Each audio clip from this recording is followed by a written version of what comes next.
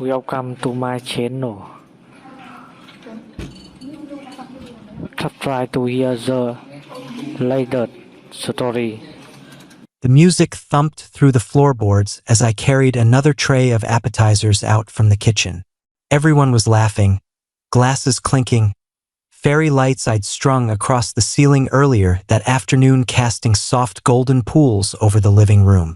I'd spent 3 straight days preparing for this, Emma's 32nd birthday party.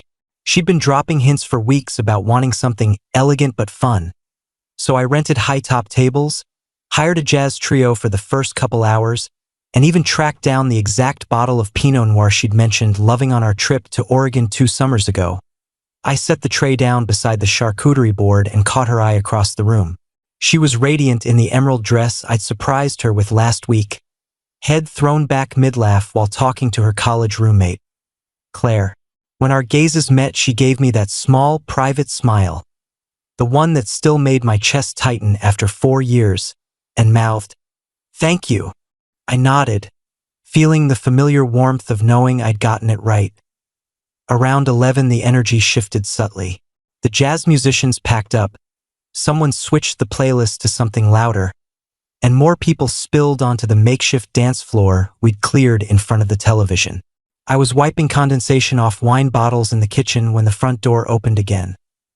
Daniel walked in. He wore the same leather jacket he'd had when they dated in grad school, hair a little longer now, still effortlessly messy.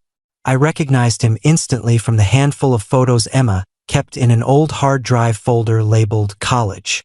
I hadn't invited him. No one had mentioned he'd be coming. He scanned the room, spotted Emma, and raised a hand in greeting. She froze for half a second, barely noticeable unless you knew her the way I did, then broke into a wide smile and crossed the room to hug him. I watched from the doorway, dish towel still in my hand. "Hey, stranger," she said, voice bright enough to carry. "You actually made it. Wouldn't miss it?" Daniel replied, holding the hug a beat longer than necessary before stepping back and looking around. "Place looks amazing. You two went all out." I walked over then, extending my hand. "Daniel, right? I'm Ethan." He shook it firmly, smile easy. "Good to finally meet the guy who locked Emma down." The words landed oddly, but I let it slide. "Glad you could come. Can I get you a drink?" "I'm good for now, thanks." His attention drifted back to Emma. "Mind if I steal the birthday girl for a quick catch-up?" She glanced at me, then back at him. "Sure. Just don't let him talk you into any terrible old stories. Okay?" They moved toward the corner near the bookshelves. I busied myself collecting empty glasses, telling myself it was normal. Exes can stay friends. People grow up. I repeated the mantra while I rinsed plates and stacked them in the dishwasher. But when I came back out 20 minutes later, they were still there, heads bent close, her hand resting lightly on his forearm while she talked animatedly. Every few seconds she'd laugh, that full, unguarded laugh I used to hear more often at home. I felt eyes on me from a few of our mutual friends. No one said anything, but the glances were enough that I approached casually, sliding an arm around Emma's waist. "Everything good over here?" She tensed, just a flicker, then relaxed again. "Yeah, babe. Daniel was just telling me about his latest project in Lisbon. Sounds incredible." Daniel gave me a polite nod. "You should see the shots. The light there is unreal." I smiled, thin. "I'll take your word for it. I'm more of a stay-in-the-country guy." Emma's laugh was quick, almost sharp. "That's an understatement." The words stung more than they should have. I let my arm drop. A little while later, I found her in the hallway near the guest bathroom, alone for the first time all night. I stepped close. "Hey, you having fun?" Her smile was smaller now, distracted. "Yeah, it's great.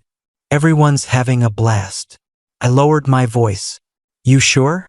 You seem different since Daniel got here." She sighed, crossing her arms. "Ethan, don't start. He's just an old friend. We haven't seen each other in years." "I'm not starting anything.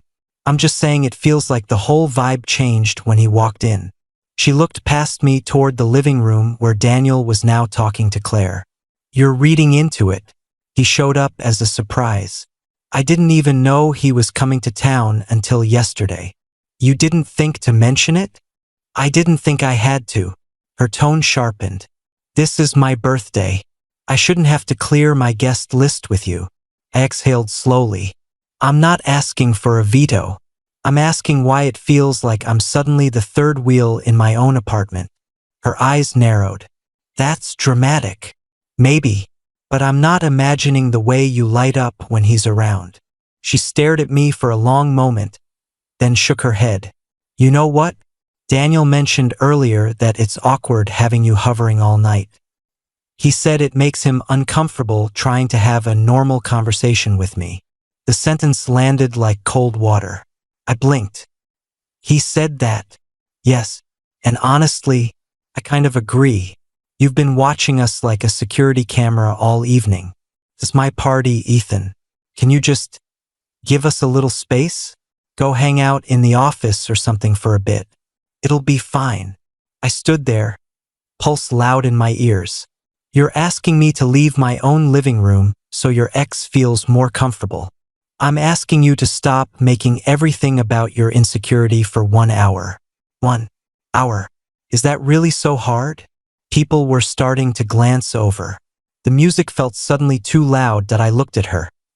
At the woman I'd spent 4 years building a quiet, steady life with, and felt something shift inside my chest. Not anger exactly, more like clarity. Cold, clean clarity.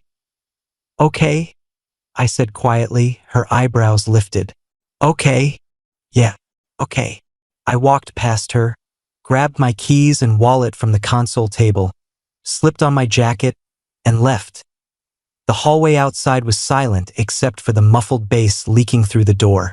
I took the stairs down instead of the elevator, needing the movement.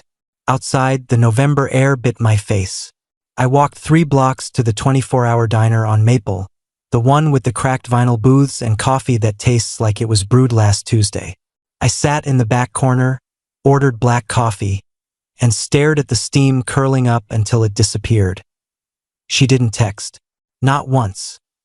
Around 2 in the morning, I paid the bill and walked home. The party had ended. The apartment smelled like spilled wine, perfume, and the last traces of warm food. Balloons sagged against the walls. Empty bottles stood like soldiers on every surface. A single paper plate with half a slice of cake sat abandoned on the coffee table. I didn't scream. Didn't throw anything. I started in the bedroom. Her side of the closet was easy to identify. Bright colors, silk blouses, the leather jacket she wore when she wanted to feel powerful. I pulled her large rolling suitcase from under the bed, the same one we'd taken to Montreal 3 years ago. I folded everything neatly. Dresses, jeans, shoes, the scarf I'd bought her in Chicago. The jewelry box went in last, along with the small ceramic vase she kept on her nightstand that held dried lavender. From the bathroom, I gathered her skincare, her hair tools, the expensive serums she swore by. From the office nook, I packed her laptop stand, her favorite notebooks, the external hard drive full of her freelance design work. When the suitcases were full, I carried them to the hallway outside our door and lined them up against the wall. I wrote one line on a plain white index card. Now no one has to feel uncomfortable. I taped it to the largest suitcase. Then I called the 24-hour locksmith. He arrived just after 3. Older guy, quiet, didn't ask unnecessary questions. New deadbolt and handle set, rekeyed, done in 40 minutes. While he worked, I sat on the couch and quietly changed the Wi-Fi password, the streaming accounts, the utility logins, anything joint that could be switched without drama. By for the place was mine again. I slept on the sofa that night, still in my party clothes. The next morning I woke before dawn, made coffee, and sat in the quiet.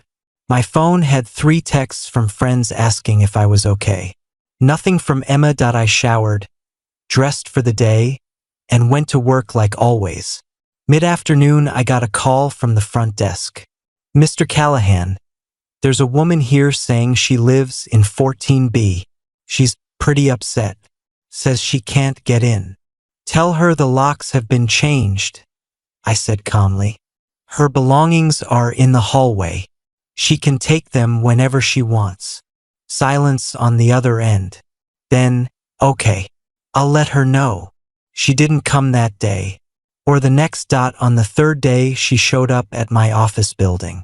Security called me down. She stood in the lobby wearing yesterday's clothes, hair pulled back messily, eyes red. Ethan, she said when I reached her. This is insane. You can't just lock me out of my home. It's not your home anymore. We live together. We have a life. You don't get to decide. You decided, I said, voice low but steady. The night of your party. You told me to leave so your ex could be comfortable. I did. Now I'm comfortable. Her mouth opened, closed. I was drinking. It was a stupid moment. I didn't mean. You meant every word. And you didn't call or text once after I left. That told me everything I needed to know. She took a step closer. Daniel and I, it was just nostalgia. He's gone now. It was a mistake. I looked at her, really looked, and felt only calm distance. Then you should have no trouble moving on. I turned and walked back toward the elevators. She called after me, voice cracking. Ethan, please. I didn't stop. The weeks that followed were quiet in a way I hadn't experienced in years. I rearranged the apartment, moved the couch, bought new pillows, donated the throw blanket we'd argued over at the store. I started running in the mornings before work. I ate dinner alone at the table and didn't feel lonely, just separate. She tried a few more times. Voicemails that grew increasingly desperate. A long email explaining how stressed she'd been, how Daniel had manipulated the situation, how she now realized what she'd almost thrown away. I read the first paragraph, then deleted it unread. Mutual friends tried to mediate. She's really torn up, man. Maybe hear her out. I thanked them politely and changed the subject. Daniel apparently had already moved on to someone new in Berlin. Emma found out through Instagram. The photos were public. She spiraled, missed deadlines, lost 2 major clients. Last I heard through a friend of a friend, she'd moved back in with her parents an hour outside the city. The freelance career she'd spent years building had collapsed under the weight of everything else that I didn't celebrate. I didn't keep tabs. I just kept moving forward. 6 months later, I was at a gallery opening downtown, work obligation mostly. I ran into a woman named Mara who'd done the lighting design for the space. She was funny, dry, unflinching. We talked for 20 minutes about terrible gallery wine and pretentious artist statements. When the event ended, she asked if I wanted to grab real coffee sometime. That I said yes. 3 months after that, we were spending weekends together. She met my friends. They liked her. She liked my apartment. She never once asked me to leave the room so someone else could be comfortable. A year to the day after Emma's birthday party, Mara and I stood in the kitchen while snow fell outside the window. She was making soup from scratch and I was reading a terrible true crime paperback at the counter. She glanced over. You're quiet tonight. I closed the book. Just thinking about how strange it is to feel this normal, this good. She smiled, small and knowing. You deserve normal, Ethan. I crossed the kitchen, kissed her temple and went back to my book. Outside, the city kept moving. Somewhere in it, Emma was living whatever life she'd built from the pieces she had left. But that wasn't my story anymore. And for the first time in a long time, the silence felt like peace.